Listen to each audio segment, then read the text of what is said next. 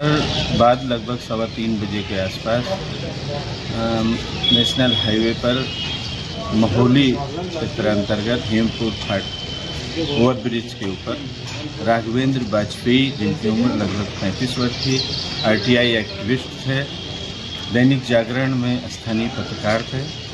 इनकी हत्या की सूचना प्राप्त हुई। इस सूचना पर तत्काल थाना पुलिस मौके पर पहुंची, अस्पताल भेजा गया। इनको परिवारीजनों से वार्ता की जा रही है।